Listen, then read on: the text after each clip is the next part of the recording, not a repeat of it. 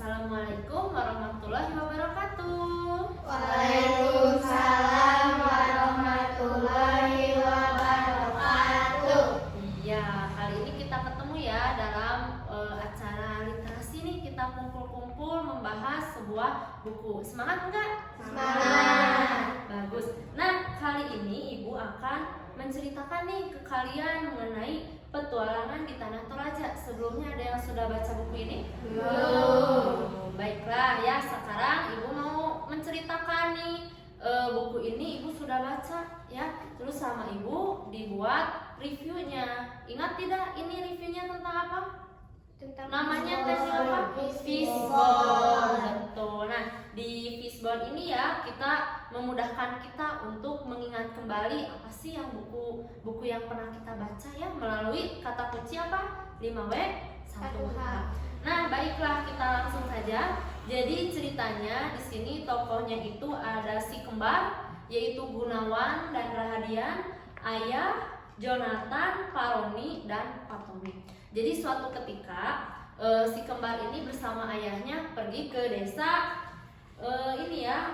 Ketekesu yang ada di Sulawesi Selatan. Nah, desa Ketekesu ini adalah desa wisata di sana di Tanah Toraja.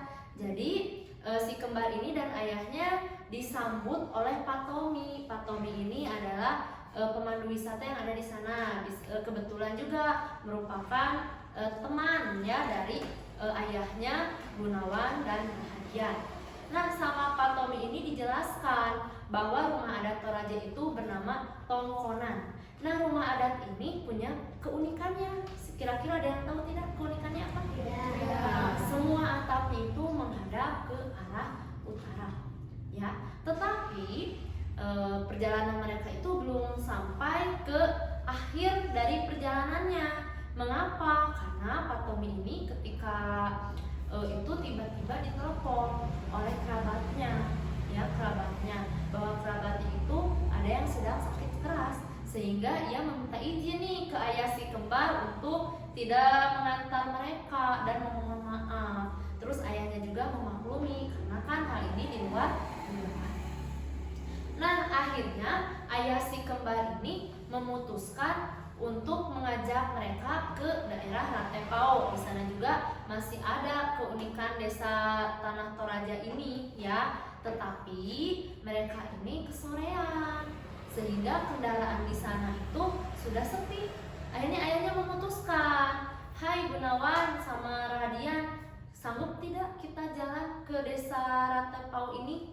Ya selama jauhnya itu 6 kilo. Kira-kira kalian ini enggak?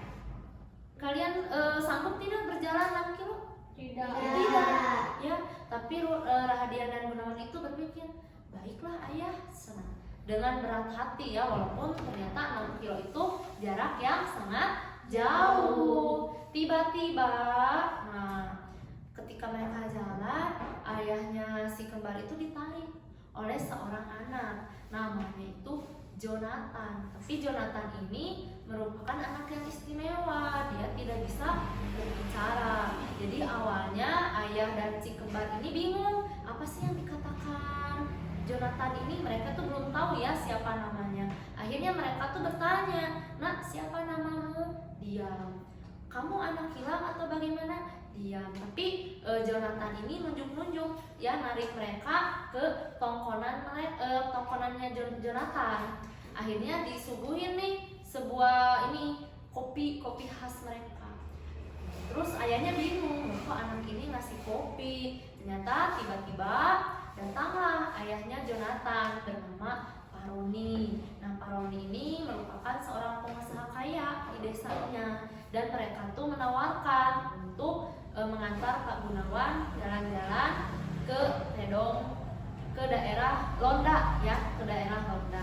Nah, dari situ mereka tuh disambut baik, tidur di rumahnya Pak Roni, dan kebiasaannya dari Jonathan itu suka meniupkan pabas. Ada yang tahu nggak pabas itu apa? Tidak. Pabas itu alat musik yang terbuat dari bambu. Jadi Jonathan ini selain meniupkan pabas ini, dia juga naik ke kerbaunya atau namanya Tedong Bonga ya. Jadi Tedong Bonga ini merupakan kerbau yang sangat mahal. Jadi strata mereka itu dilihat dari mahal tidaknya kerbau seperti itu. Nah, akhirnya ketika malam hari mereka tidur, pagi-pagi dibangun ini sama Jonathan. Tapi reaksi dari Gunawan dan Rahadian ini kurang mengenakan karena mereka tuh rada risih ke Jonathan. Kenapa sih anak itu seperti itu ya? Terus jadi gak mau ini pinginnya teh pulang ke ayahnya.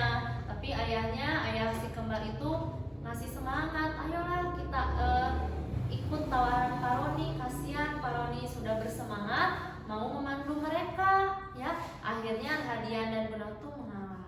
Nah, Jonathan ini mengantar mereka ke Londa ya, jadi sebuah tempat di sana. Tapi ketika di Londa itu mereka bertemu dengan bule lokal ya, karena tampilannya itu seperti bule, tapi dia itu ternyata buronan polisi. Dan si buronan itu mau menyakiti Gunawan dan Rahadian. Tahu nggak apa yang dilakukan oleh Jonathan? Ada yang tahu? Tidak. Ternyata Jonathan itu jago silat. Akhirnya dibantu nih Gunawan dan Rahadian tuh, si buronannya itu ditendang, akhirnya pingsan. Dan dari situ Gunawan dan Rahadian tuh sadar, oh ternyata kita itu tidak boleh memilih teman, yang harus baik ke sesama ya. Jadi tidak boleh melihat covernya, fisiknya begitu tidak bisa berbicara terus jauh, tidak boleh, karena semua makhluk ini sama. Akhirnya buronan itu ditangkap ya, terus Jonathan diminta keterangan oleh polisi ditemani oleh Pak Roni. Nah dari situ mereka sadar, oh ternyata Jonathan ini anak yang baik. Nah sesampainya di rumah Pak Roni, akhirnya tiba saatnya si kembar dan ayahnya kembali ya, karena ada rasa sayang dari Gunawan dan Rahadian. Jadi mereka tuh memberikan sebuah buku cerita ya, sebuah buku cerita dan alat pensil, alat tulis. Karena apa? Karena Jonathan tuh dengan sukarela memberikan fabasnya, kesayangan dia itu kepada si kembar. Akhirnya tuker barang dan menjadi sahabat. Dan Jonathan itu sudah menganggap Gunawan dan Rahadian adalah sebagai kakaknya. Nah akhir cerita ketika di bandara ketemu lagi dengan Pak Tommy. Pak Tommy bertanya, gimana liburannya?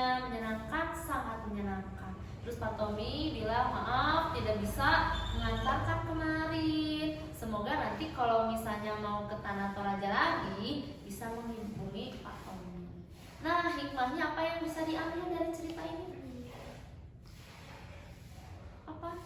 Tidak boleh ya memilih-milih teman ya. Terus kita itu juga harus sayang ke sesama manusia. Selain itu juga kita dengan membaca ya, walaupun kita belum pernah nih ke Toraja, kita itu bisa mengenal lebih dalam. Jadi adalah buku ini jendela ilmu ya. Nah sekian dari Ibu, mudah-mudahan kalian bisa nanti ke perpustakaan